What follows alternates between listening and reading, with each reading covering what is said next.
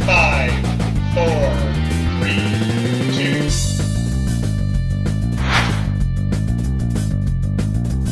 Hi, and welcome to Exploring Hobbies. My name is Randy Nunez, and today we're going to talk about coin collecting. And to talk about coin collecting, we have Patrick Heller. And Patrick is an American Numismatic Association 2012 Harry Foreman Numismatic Dealer of the Year Award winner. He owns Liberty Coin Service in Lansing, Michigan, and writes Liberty's Outlook, a monthly newsletter on rare coins and precious metals subjects. He also writes a bi-monthly column on collectibles for the Greater Lansing Business Monthly. His radio show, The Things You Know That Just Aren't So, and Important News You Need to Know, can be heard at 8:45 a.m. Wednesday and Friday mornings on 1312 a.m. WILS in Lansing. Welcome, Pat. Hello, Randy. So, how did you get started in coin collecting, or what's known as numismatics? The standard way. There's two ways that collectors usually get started. One is somebody in the family or a close family friend may take a trip and they come back with interesting coins or paper money from another country. And they tend to be inexpensive gifts. They share them with a youngster who looks at them and gets fascinated with it. The other way that a lot of coin collectors get started is when there's a major change in coins or currency, you have a surge of collecting interest. For instance, when the United States government started the State Quarter Series in 1999, at one point the Mint survey showed that over 100 million people were collecting the Statehood Quarter Series. In my case, it happened I became a collector in 1964. I had already lived in Sudan and seen scallop-shaped coins, coins written in Arabic, which is not my native language. But also in 1964, the U.S. government stopped making dimes, quarters, and half dollars with 90% silver. And it was also the first year the half dollar was issued for assassinated President Kennedy. So there's a huge wave of coin collecting that swept the United States, including most of the members of my family. I'm the one that it really stuck with. Oh, okay. So are there different types of coin collecting? Absolutely. You have, for instance, people that like to collect coins where they live. In the United States, most collectors collect some or all United States coins. If their budget doesn't allow it, eventually you have to narrow it down so that you might not collect everything, but say kids like to collect cents and nickels, maybe dimes they get out of change. You can collect by themes. With my two youngest children, I enjoy collecting coins that have the word Heller on it, which is my last name, because they tend to be the lowest value coins of the era, so I can get coins going back hundreds of years for just a few dollars in some instances. Some collect coins by themes or by metal. Some people want to invest in gold or silver, but have fun doing that, so they'll say, I'm going to look for how many different gold or silver coins I can own that I can buy close to the metal value. Some might go by subject. You also have things like paper money. This is a fractional currency note issued during the Civil War and afterwards that has a lot more variety than U.S. coinage. So you can get people to say, that's neat and interesting, I'll collect that. You have people that collect coin errors. Mm-hmm. I've seen collections put together where somebody tried to collect all the different denominations they have seen on coins or paper money. And you can go from 1 to 25 cents, or 1 to 25 denomination, and there's only 2 or 3 numbers that haven't had coins issued somewhere in the world in that amount. So there's Really? a lot of variety, and every collector picks their own course. Oh. So how do you find these coins that you'd like to acquire? When I got started, the coins I collected were mostly ones you could find in circulation. I was looking for the different dates and the different mint marks, and because I could get them out of change, It didn't really cost me anything because I could always just spend them if that's what I felt like. You can't collect everything because not everything is in circulation. And after the silver went out of the coinage, it became harder to find U.S. silver coins in circulation, 1964 or older. So most of what you find today are coins from the last few decades. You might find some older nickels going back into the 1940s in circulation. You might find some cents going back to the late 1950s, but pretty much dimes, quarters, and half dollars. Well, I suppose I should say dimes and quarters will be from the last few decades. You can't do that all the way through for half dollars because for about the last 10 years or so, the U.S. Mint has stopped putting half dollars into circulation. Really? You have to buy them at a collector kind of price from the U.S. Mint, or get them from somebody that already owns one, another collector or a dealer. That's why you don't see too many in circulation. People first collected them because they had Kennedy on them. Then they wanted to own them because they had silver content in them. So you never saw them in circulation in the 1960s to speak of. And there's been sort of a mystique because of that, because people never see them in circulation, that somehow they must be rare. Starting in 1971, the Kennedy half dollars are made out of copper nickel. And up until the mint stopped making them for circulation, they weren't really any rarities, but still a lot of people would just, whenever they get one in change, they set it aside and just hold on to it. Yeah, you tend to keep it. So with coinage, how do you know the value of a coin? And are there different gradings for the quality? You talked about circulation. Are there different quality of coins or different grading levels? So how do you determine value, and then how do you determine the grading of it? The value can be definitely affected by the condition of the piece.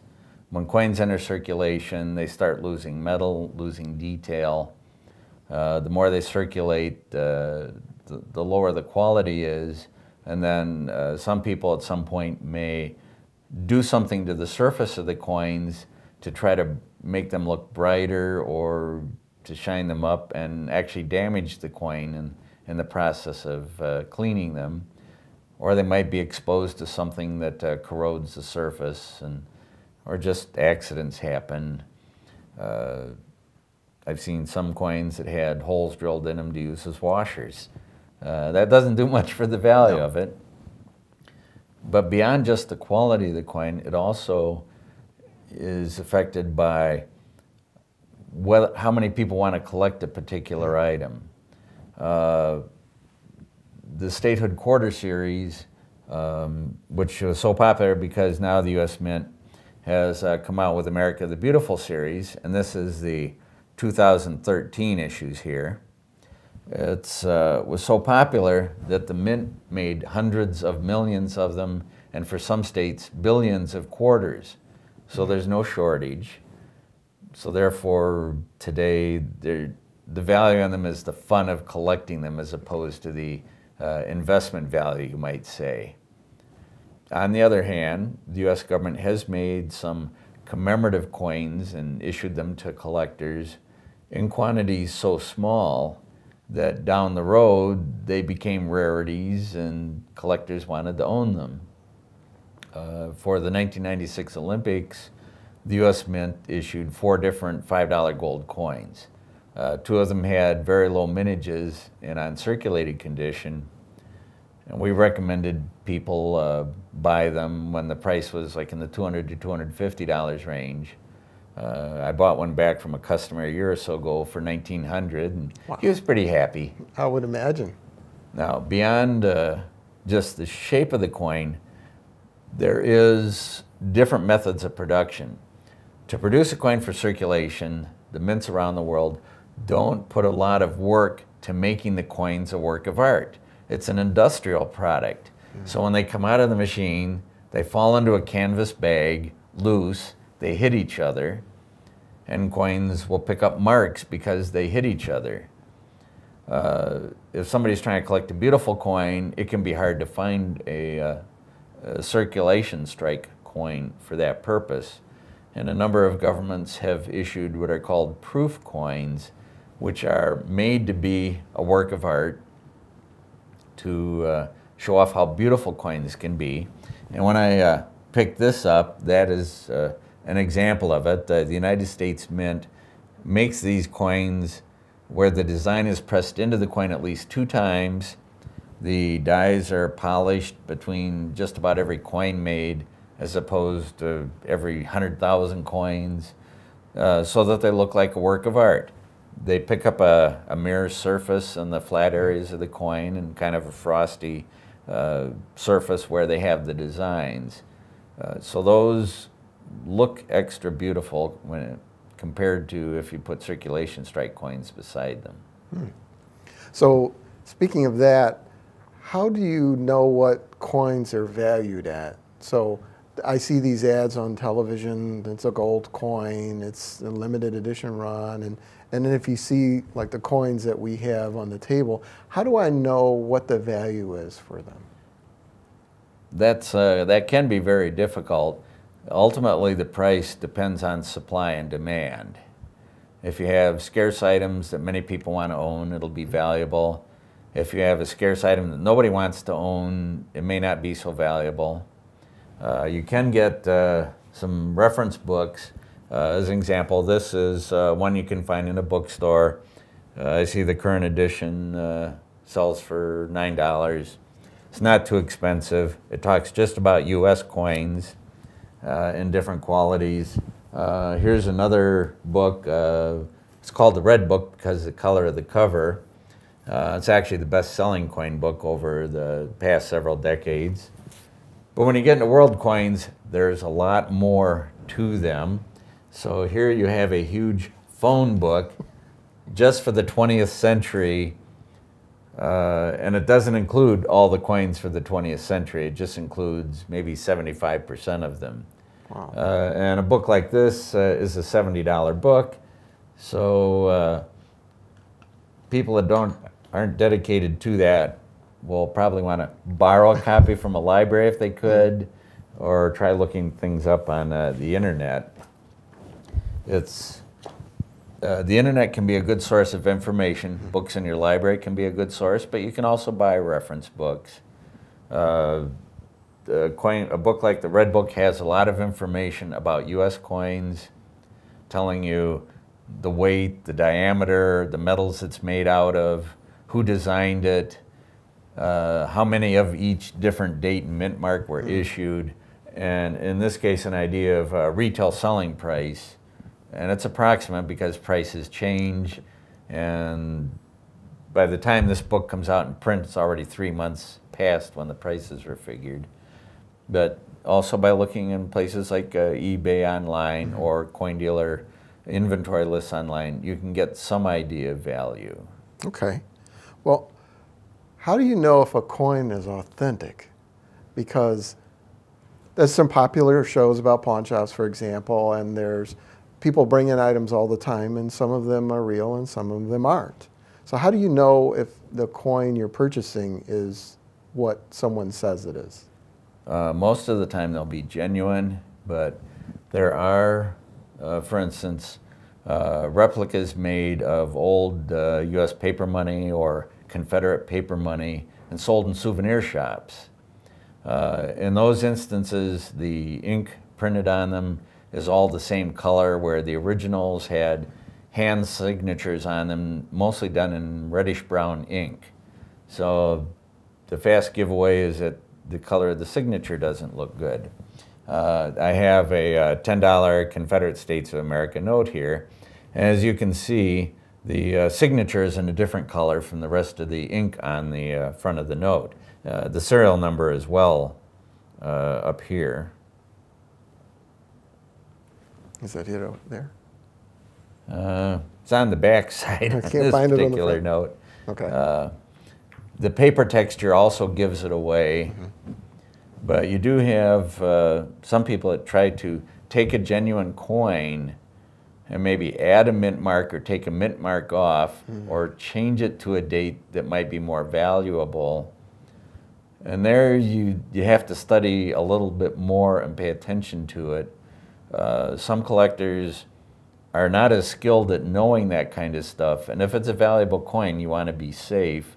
So there are grading services that will take a look at a coin first to see if it's genuine, and then also to try to reach a consensus as to quality of it. There is a variation in experts' opinion, so it's not an exact science. What I have in the picture here, for example, is a commemorative half dollar issued in 1936 to honor the 150th anniversary of the city of Cleveland, Ohio. At the time, they also celebrated the Great Lakes Exposition, so that's the Great Lakes are depicted on the back of the coin. If you show all of the Great Lakes, you have to show a map of the state of Michigan. So the 2004 Michigan Statehood Quarter that shows a map of the state of Michigan is actually the second coin to show a map of the state of Michigan. Oh, I see. We got the state of Michigan got slipped in with the Great Lakes part of the coin. Very interesting.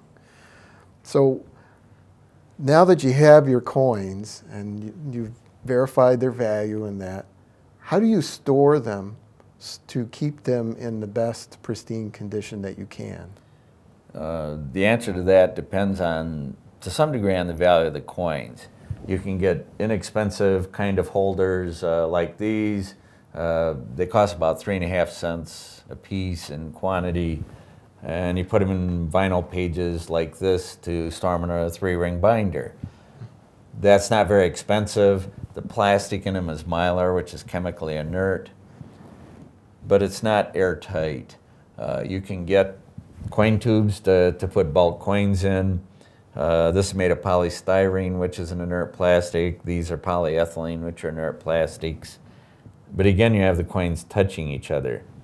You can also use coin albums to put coins into that have holes for, in this case, this is a Lincoln cents starting in 1975. A problem is that there's chemicals in the cardstock here that chemically reacts with copper.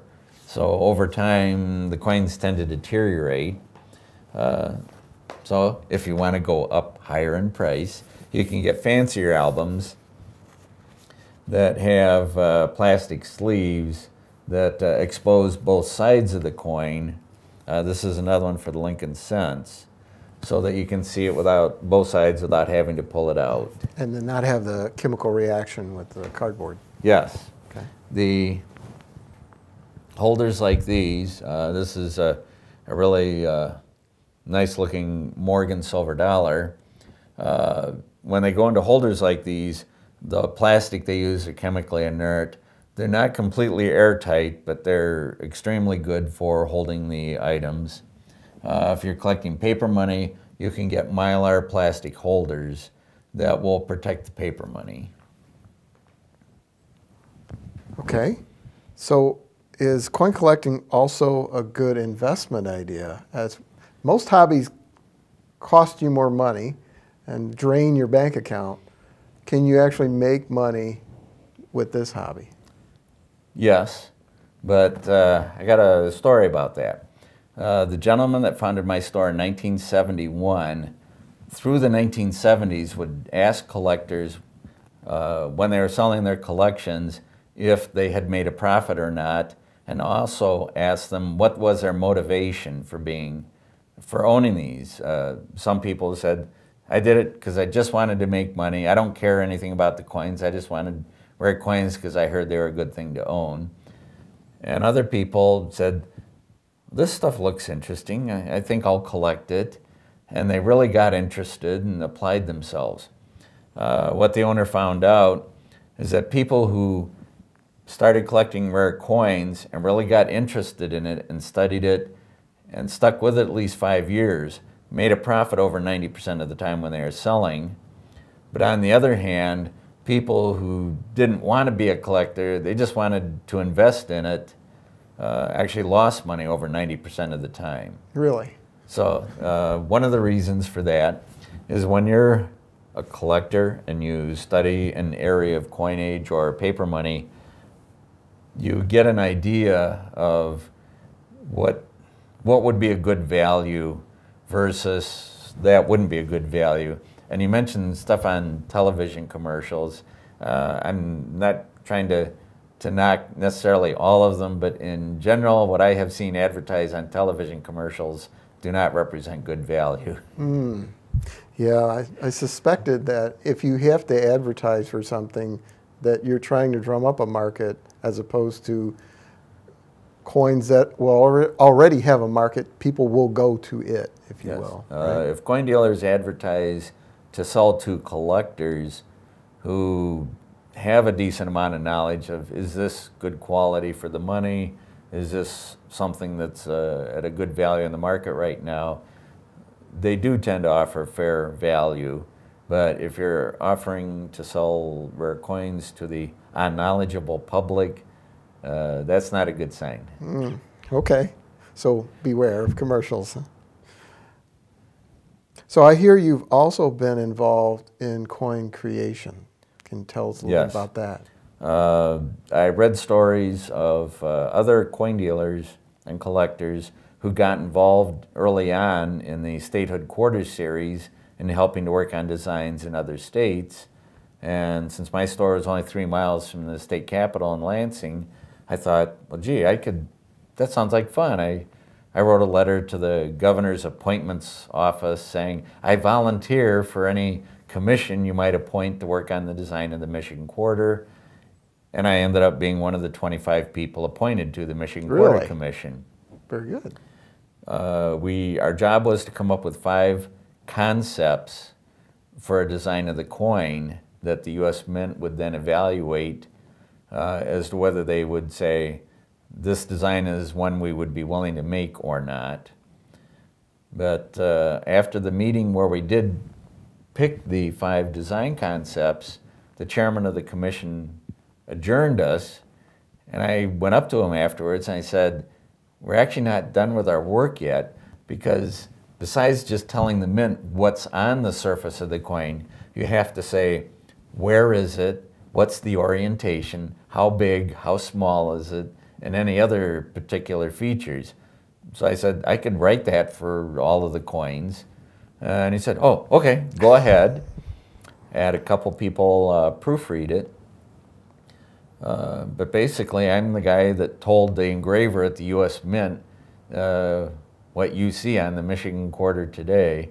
I'm not an artist, but in effect, I'm the unofficial artist of the Michigan Quarter.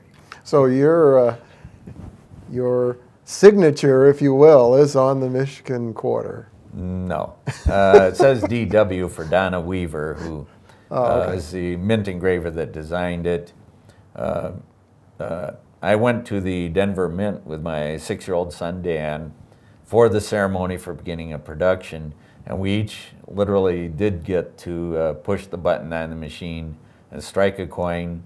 Dan got to do the second coin in the ceremony, which was presented to Governor Granholm. She wasn't there for the ceremony.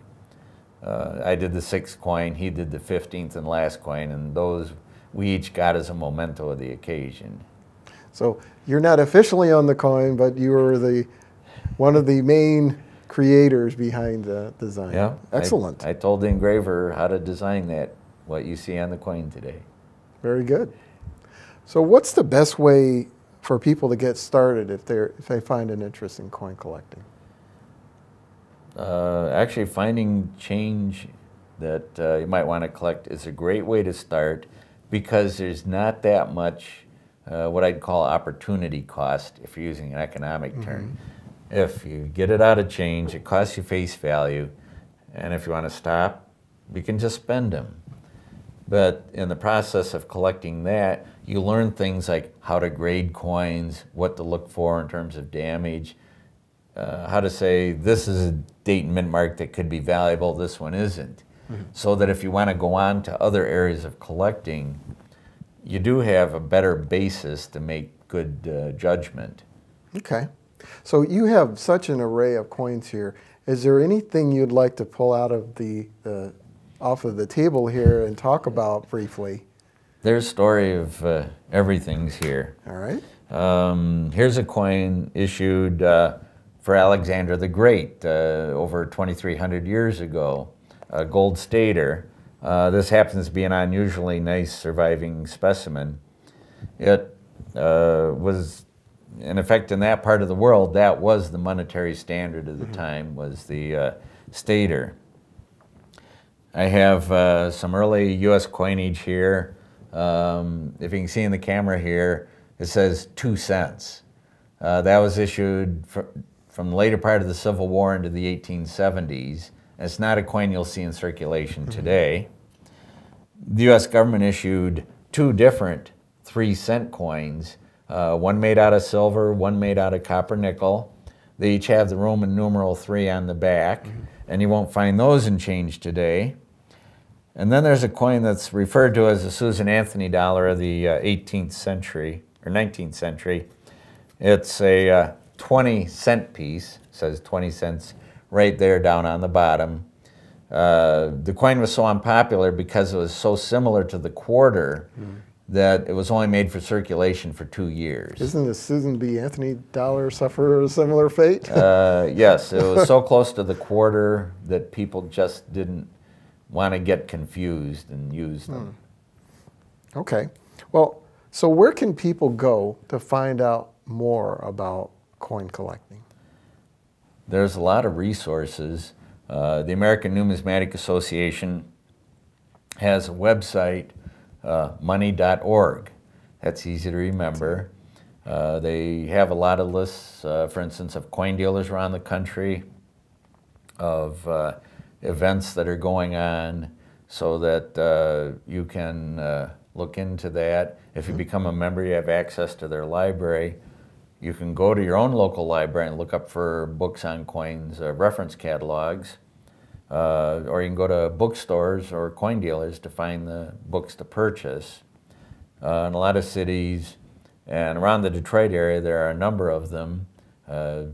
Locally here, there's the Northwest Detroit Coin Club, for instance, that you can join and meet other collectors and share information. Generally, you find that members of that club enjoy sharing numismatic knowledge with newer collectors. There's coin shows that show up from time to time that they might be close or a little bit farther from you, where you can see an awful lot of coins and you can ask questions and just see more than you could ever dream of wanting to collect. Well, very good. Well, I think we're just about out of time. We'd like to thank our guest, Pat Heller, for telling us all about coin collecting. You're welcome. So stay tuned again for another incoming episode of Exploring Hobbies.